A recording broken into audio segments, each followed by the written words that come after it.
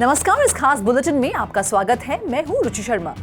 Leading virtual digital assets की कीमतों में पिछले कुछ हफ्तों में देखी गई निराशा दूर हो गई है और क्रिप्टो करेंसी को नियंत्रित करने वाले अकाउंटिंग नॉर्म्स में बदलाव के बाद इन्वेस्टर सेंटिमेंट में तेजी आने के बाद शुक्रवार के एशिया सेशन के दौरान वे उच्च स्तर पर दिखाई दिए थे। बुधवार को फाइनेंशियल अकाउंटिंग स्टैंडर्ड्स बोर्ड ने यूएस कंपनीज को फेयर वैल्यू प्रिंसिपल का उपयोग करने की अनुमति दी, जिससे उन्हें अपने इनकम स्टेटमेंट्स पर गेन और लॉसेस तुरंत दिखाने की अनुमति मिल गई। एनालिस्ट ने कहा कि ये निर्णय बिजनेसेस को क्रिप्टो करेंसी खरीदने के लिए अधिक इच्छुक बना सकता है। ऑप्टिमिज्म ने बिटकॉइन को अपनी 2 दिवसीय रैली $26,000 के पार बढ़ाने में मदद की। यह हाल ही में 2.4% ऊपर $26,360 पर ट्रेड कर रहा था। इथेरियम ने सूट का अनुसरण किया। मार्केट वैल्यू में दूसरा सबसे बड़ा क्रिप्टो पिछले 24 घंटों में 1.28% बढ़कर $1,652.38 पर ट्रेड करता नजर आया। एफएसबी द्वारा अकाउंटिंग नॉर्म में बदलाव से पहले कंपनियों को क्रिप्टो होल्डिंग्स को एक तिमाही के दौरान सबसे लोएस्ट वैल्यू पर मार्क करना आवश्यक था। माइक्रो स्ट्रैटेजी के एग्जीक्यूटिव चेयरमैन माइकल सेलर का मानना है कि रूल अपडेट ट्रेजरी एसेट के रूप में बिटकॉइन के कॉर्पोरेट अडॉप्शन में एक बड़ी बाधा को समाप्त कर सकता है। पिछले 24 घंटों में ग्लोबल क्रिप्टो मार्केट कैप 1.14% बढ़कर $1.05 ट्रिलियन हो गई। इसके अलावा टोटल क्रिप्टो मार्केट का वॉल्यूम 9.69% कम होकर $24.28 बिलियन हो गया। डीफाई का टोटल वॉल्यूम वर्तमान में $2.21 बिलियन है और सभी स्टेबल कॉइन का वॉल्यूम $22.72 बिलियन है, जो टोटल क्रिप्टो मार्केट के 24 आवर वॉल्यूम का क्रमशः 9.11% और 93.56% का प्रतिनिधित्व करता है। बिटकॉइन की डोमिनेंस 0.34% बढ़कर 48.54% हो गई। IC15 इंडेक्स टॉप 15 टोकन का बैरोमीटर 0.52% बढ़कर 33,967.24 पर पहुंच गया। इस बीच FASB द्वारा इस साल के अंत में फॉर्मली फाइनल लैंग्वेज को मंजूरी देने की उम्मीद है और उस समय कंपनियां नए स्टैंडर्ड्स को अपनाने के लिए फ्री होंगी। कंपनियों को कैलेंडर ईयर 2025 की शुरुआत करके बदलाव करना होगा। IMF और FSB ने भारत के नेतृत्व में G20 द्वारा कमीशन की गई एक रिपोर्ट जारी की, जिसमें बिटकॉइन और स्टेबल कॉइन्स जैसी क्रिप्टो एसेट्स को रेगुलेट करने के लिए एक फ्रेमवर्क की आउटलाइन की गई है, जिसमें तर्क दिया गया है कि उनकी रैपिड ग्रोथ मॉनेटरी पॉलिसी को कमजोर कर सकती है, फिजिकल रिस्क बढ़ा सकती है और कैपिटल फ्लो मैनेजमेंट मेजर्स को कम कर सकती है। वाइड स्प्रेड अडॉप्शन से वोलेटिलिटी, इंटरकनेक्शंस में वृद्धि और ग्लोबल फाइनेंशियल सिस्टम में शॉक ट्रांसमिशन में तेजी से फाइनेंशियल स्टेबिलिटी के जोखिम भी बढ़ सकते हैं।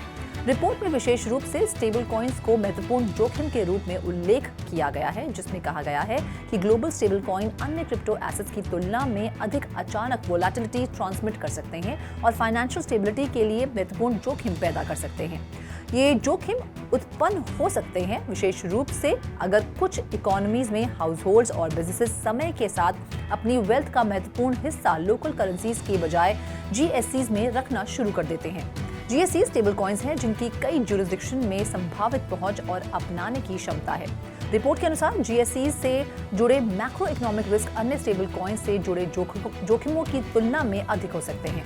IMF और FSB मैक्रो इकोनॉमिक और फाइनेंशियल स्टेबिलिटी रिस्क को संबोधित करने के लिए एक कॉम्प्रिहेंसिव पॉलिसी का प्रस्ताव करते हैं, जिसमें मॉनेटरी फ्रेमवर्क्स को मजबूत करना, फिजिकल रिस्क को संबोधित करना, एंटी मनी लॉन्ड्रिंग स्टैंडर्ड्स को लागू करना और कॉम्प्रिहेंसिव क्रिप्टो एसेट रेगुलेशन को लागू करना संभावित रूप से क्रिप्टो करेंसी और स्टेबल कॉइन्स के लिए रेगुलेटरी लैंडस्केप को बदलना शामिल है। टेथर के CTO पाओलो आर्डुइनो की हालिया पोस्ट के अनुसार टेथर $72.5 बिलियन के कमांडिंग एक्सपोजर के साथ US ट्रेजरी बिल के वैश्विक स्तर पर टॉप बायर्स में से एक के रूप में उभरा है। USDT स्टेबल कॉइन इश्यूअर अब United Arab Emirates, Mexico, Australia और स्पेन जैसे देशों से आगे विश्व स्तर पर 22वें स्थान पर है। पाओलो आर्डुइनो के अनुसार ये विकास दर्शाता है कि उभरते मार्केट्स में USDT कितना महत्वपूर्ण होता जा रहा है। अपनी नेशनल करेंसीज में बड़े पैमाने पर इन्फ्लेशन से जूझ रही कम्युनिटीज के लिए एक लाइफलाइन प्रदान कर रहा है। आर्डुइनो द्वारा दिए गए तर्क को वॉल स्ट्रीट सिल्वर द्वारा समर्थित किया गया था, जो दावा करता है कि चाइना अपना ध्यान US ट्रेजरी डेट से हटाकर गोल्ड की ओर शिफ्ट कर रहा है। मार्केट कैप के हिसाब से सबसे बड़े स्टेबल कॉइन टेथर ने 17 अगस्त को मार्केट में उथल-पुथल का अनुभव किया, जिससे इसका USDT अपने $1 पेग से भटक गया। मंदी के बावजूद टेथर मार्केट कैप के हिसाब से सबसे बड़ा स्टेबल कॉइन बना हुआ है, जो मार्केट के 60% से अधिक हिस्से को नियंत्रित करता है। मार्केट में उथल-पुथल के बावजूद पिछले 24 घंटों में टेथर का ट्रेडिंग वॉल्यूम $50 बिलियन से अधिक हो गया, जो इसके क्लोजेस्ट कंपेटिटर USD कॉइन से 6 गुना अधिक है। अगस्त में पायलट लॉन्च करने के बाद पैसिफिक आइलैंड नेशन पलाउ अब अपनी US dollar stable coin project को पूरा कर रहा है। पलाउ फाइनेंस मिनिस्ट्री के मेंबर्स और डिजिटल रेजिडेंसी प्रोग्राम के डायरेक्टर जे हंटर, जिन्होंने एक्स पर घोषणा की थी के अनुसार गवर्नमेंट 8 सितंबर को पलाउ स्टेबल कॉइन का वितरण बंद कर देगी। हंटर के अनुसार पलाउ स्टेबल कॉइन भी 15 सितंबर के बाद फ्रीज कर दिया जाएगा और यूजर ट्रांजैक्शन के लिए अवेलेबल नहीं होगा। 15 सितंबर के बाद आप PSC खर्च नहीं कर पाएंगे। इससे हमें महीने के अंत में पायलट की ऑफिशियल टर्मिनेशन से पहले रिटेलर रिडेम्पशन की प्रोसेस करने का समय मिलेगा। हंटर ने घोषणा में सिर्फ ये उल्लेख किया कि सरकार अगले हफ्ते पायलट पार्टिसिपेंट्स को एक सर्वे भेजेगी, लेकिन स्टेबल कॉइन को फ्रीज करने के सटीक कारणों को निर्दिष्ट करने में विफल रही। ये कार्रवाई सरकार के जुलाई के अंत में PSC लॉन्च के कुछ हफ्ते बाद की गई थी। साउथ कोरिया की मशहूर गेमिंग दिग्गज न्यूविज ने एक उल्लेखनीय घोषणा की। उन्होंने अपने अपकमिंग वीडियो गेम डेवलपमेंट में अवलांच ब्लॉकचेन का उपयोग करने के अपने इरादे का खुलासा किया। वेब3 गेमिंग की दिशा में इस महत्वपूर्ण कदम की घोषणा सोल के अवलांच हाउस में एक गैदरिंग के दौरान की गई। अवलांच के ब्लॉकचेन में न्यूविज का इंटीग्रेशन गेमिंग के एक नए युग की दिशा में एक महत्वपूर्ण कदम है, जो ब्लॉकचेन और वेब3 की क्षमता को प्रदर्शित करता है। ये कदम गेमिंग इंडस्ट्री में व्यापक वैश्विक बदलाव का हिस्सा है, जिसमें साउथ कोरिया गेमिंग प्लेटफॉर्म्स में ब्लॉकचेन तकनीक को शामिल करने में अग्रणी है, जो प्लेयर्स को अधिक आकर्षक अनुभव प्रदान करता है। Credit rating agency Moody investor service की एक रिपोर्ट में दावा किया गया है कि अगले 5 सालों में क्रिप्टोकरेंसी का समर्थन करने वाली ब्लॉकचेन टेक्नोलॉजीज फाइनेंसिंग कॉस्ट को कम करके बॉन्ड्स जैसे फाइनेंशियल इंस्ट्रूमेंट्स के इशूअर्स को मदद कर सकती है।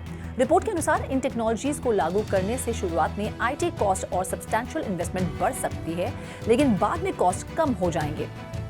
मूडीज की रिपोर्ट में कहा गया है कि AI और डिस्ट्रीब्यूटेड लेजर टेक्नोलॉजी में फाइनेंशियल मार्केट्स को बदलने की क्षमता है।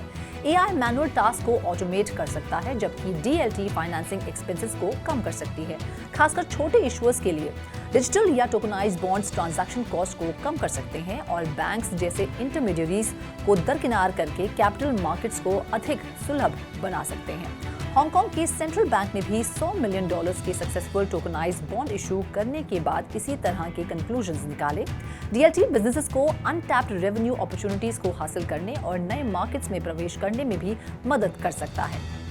रिसर्च एंड मार्केट्स.com की रिपोर्ट के अनुसार टेलीकॉम मार्केट में ब्लॉकचेन 2028 तक $5.79 बिलियन तक पहुंचने की उम्मीद है, जो 2023-2028 तक 55.13% की CAGR से बढ़ रही है।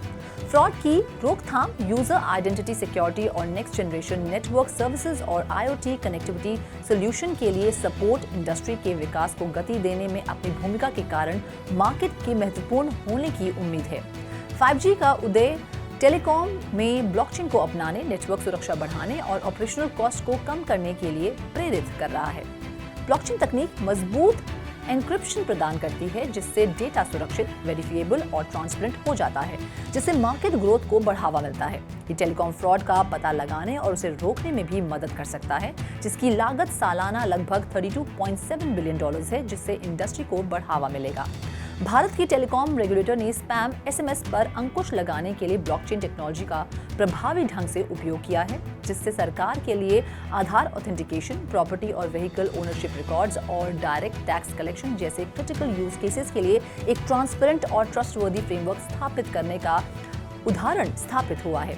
Ministry of electronics and IT ने पिछले साल मार्च में ब्लॉकचेन तकनीक पर एक ड्राफ्ट पॉलिसी जारी की थी और telecom regulatory authority of India ने स्पैम SMS ट्रैफिक को नियंत्रित करने के लिए डिस्ट्रीब्यूटेड लेजर टेक्नोलॉजी को भी डिप्लॉय किया था। 5 सितंबर की रिपोर्ट के अनुसार अनआइडेंटिफाइड प्रोड्यूसर गोस्ट राइटर का एक पॉपुलर ट्रैक, जिसमें रैपर ड्रेक का artificial intelligence generated vocal track है, को ग्रैमी अवार्ड के लिए सबमिट किया गया है। एक रिप्रेजेंटेटिव के अनुसार गोस्ट राइटर ग्रुप ने कथित तौर पर बेस्ट रैप सॉन्ग और सॉन्ग ऑफ द ईयर के लिए ग्रैमी अवार्ड में नॉमिनी के रूप में heart of my sleeve song प्रस्तुत किया है। ग्रैमी ने 2023 के लिए अपनी अवार्ड पॉलिसी को अपडेट किया है, जिससे AI जनरेटेड कंपोनेंट म्यूजिक को सॉन्ग के ह्यूमन क्रेडिट पोर्शन के लिए कैटेगरीज में अवार्ड्स के लिए नॉमिनेट किया जा रहा है। साथ ही सॉन्ग राइटर को दोनों कैटेगरीज में क्रेडिट दिया जाएगा। गोस्ट राइटर रिप्रेजेंटेटिव्स ने पुष्टि की कि सॉन्ग राइटर एक इंसान है ग्रैमीज के सीईओ हार्वे मेसन जूनियर ने पुष्टि की कि AI एलिमेंट्स वाला म्यूजिक नॉमिनेशन के लिए बिल्कुल योग्य है जब तक कि ये एक ह्यूमन द्वारा लिखा गया हो। ग्रैमी रूल्स के तहत अकेडमी इस बात पर भी विचार करती है कि गाना कमर्शियली अवेलेबल था या नहीं। हालांकि हार्ट ऑन माय स्लीव को प्रमुख स्ट्रीमिंग सर्विसेज से हटा दिया गया था, बावजूद इसके कि इंडस्ट्री एक्सपर्ट्स ने कहा था कि AI का उपयोग लीगल ग्रे एरिया में आता है। रिपोर्ट्स के मुताबिक एप्पल सीरी की कॉन्वर्सेशनल कैपेबिलिटीज को बेहतर बनाने के लिए रिसर्च और डेवलपमेंट में रोजाना मिलियंस ऑफ डॉलर्स का निवेश कर रहा है।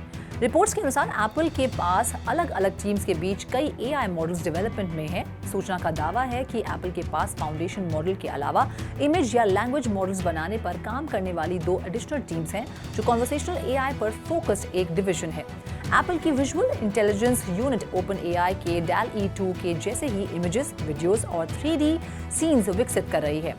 एक दूसरी टीम मल्टी मॉडल AI पर काम कर रही है, जो इमेजेस, वीडियोस और टेक्स्ट को पहचान और प्रोड्यूस कर सकती है। एप्पल के यूजर्स के लिए चैटबॉट बनाने के लिए एक मॉडल का उपयोग किया जा सकता है। इसके साथ साथ अपनी वॉइस कमांड्स के साथ मल्टी स्टेप टास्क को ऑटोमेट करने के लिए सीरी फीचर्स पर काम कर रही है, जैसे कि ली गई पिछली 5 तस्वीरों से जिफ बनाना। कैपजेमिनी ने सेल्सफोर्स का उपयोग करने वाले क्लाइंट्स के लिए CX फाउंड्री के लिए एक जनरेटिव AI लॉन्च किया, जो जनरेटिव AI और कस्टमर एक्सपीरियंस कैपेबिलिटीज की रेंज में अपने स्ट्रॉन्ग मोमेंटम का निर्माण कर रहा है। फाउंड्री कैपजेमिनी के एक्सटेंसिव पोर्टफोलियो में जोड़ी जाने वाली सबसे हालिया सर्विस है, जो इनोवेशन को बढ़ावा देने और बिजनेस वैल्यू और ग्रोथ को गति देने के लिए जनरेटिव AI की ट्रांसफॉर्मेटिव पावर का उपयोग करती है। सेफ, मॉडल और जिम्मेदार तरीके से कस्टमाइज्ड कंटेंट के क्रिएशन को कस्टमाइज करके CX फाउंड्री के लिए generative AI highly personalised data driven customer experience प्रदान करेगा। 10 साल से अधिक पहले से कैपजेमिनी और सेल्सफोर्स ने क्लाइंट्स को उनके कमर्शियल इम्पैक्ट को अधिकतम करने के लिए CRM का उपयोग करके seamless tailored omni channel experiences बनाने में मदद करने के लिए मिलकर काम किया है। अपने जॉइंट क्लाइंट्स के लिए रियल बिजनेस वैल्यू प्रदान करने और बड़े पैमाने पर CRM के लिए जनरेटिव AI के इम्प्लीमेंटेशन में तेजी लाने के लिए कैपजेमिनी और सेल्सफोर्स अपने दशकों के डेटा, AI और कस्टमर एक्सपीरियंस का लाभ उठाएंगे। इस खास बुलेटिन में फिलहाल इतना ही। आप देखते रहिए 3.2 TV और ज्यादा जानकारी के लिए लॉग ऑन करें हमारी वेबसाइट www.3worldstv.io पर या फिर QR कोड को स्कैन करें।